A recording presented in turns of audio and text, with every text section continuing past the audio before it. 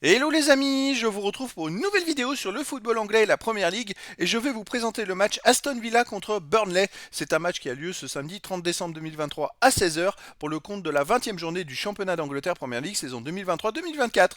Aston Villa c'est le troisième du classement qui reçoit Burnley le 19e et avant-dernier. Donc dans cette vidéo je vais revenir sur le classement de la Première Ligue avec les stats de ces deux équipes. On verra ensuite le classement des meilleurs buteurs et passeurs pour ces deux équipes en Première Ligue. On enchaînera par les 10 derniers résultats toutes compétitions confondues et les stats. Et on terminera par les compos d'équipe et tactiques éventuelles, ce qui nous permettra d'avoir une idée, une tendance à ce match. Pour ceux qui souhaitent voir ce match à la télé, sachez que vous pouvez le voir sur Canal Plus Sport 360.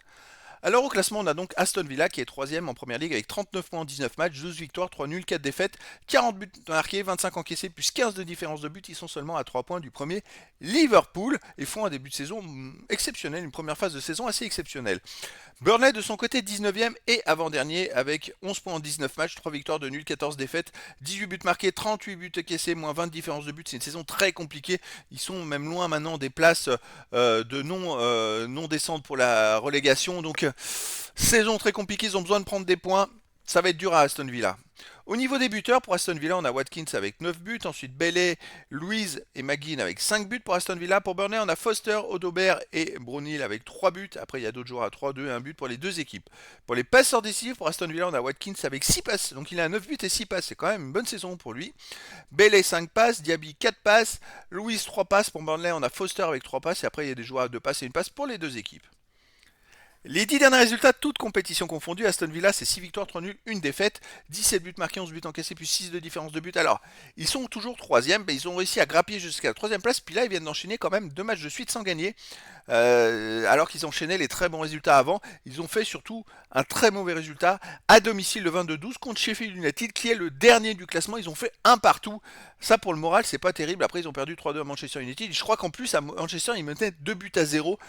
Donc ces deux derniers matchs sont un peu étranges pour Aston Villa, qui finalement ressort de 2 matchs où ils n'ont pris qu'un point, alors qu'ils auraient dû en prendre, contre Sheffield, ils auraient dû gagner, en prendre 3, et contre à Manchester, quand on mène 2-0, on n'a pas le droit de perdre 3-2. Voilà, c'est dans quel je dirais état d'esprit ils vont être contre Burnley, ça c'est bonne question. Sinon les autres matchs à domicile ils avaient quand même battu Arsenal 1-0, Manchester City 1-0 en faisant des matchs exceptionnels, le Legia Varsovie 2-1, Fulham 3-1.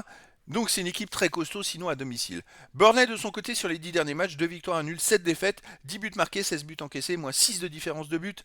Alors à l'extérieur, il reste quand même sur une victoire à Fulham 2-0, un nul à Brighton, un partout, et sinon une défaite à Wolverhampton 1-0, une défaite à Arsenal 3-1 et une défaite à Everton 3 buts à 0.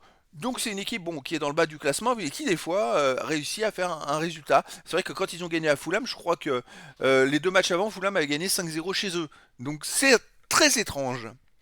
Au niveau des compos d'équipe et tactique pour Aston Villa, le gardien, alors ce serait déjà en tactique du 4-4-1-1 avec gardien Martinez et pour les joueurs de champ contre ça, Carlos, Torres, Moreno, Dundonker, Luiz, Bailey, McGinn, Zaniolo et Watkins. Et pour Burnley, on aurait du 4-4-2 avec gardien Trafford et pour les joueurs de champ Vitinho, Oshie, Bayer, Taylor, Gudmundsson, Berge, Brownhill, Odobert, Amdouni et Foster.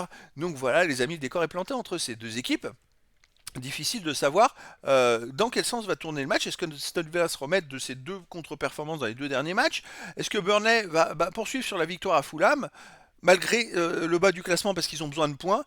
Mais écoutez, verdict ce samedi 30 décembre 2023 à 16 heures pour le match de la 20e journée du championnat d'Angleterre Premier League saison 2023-2024.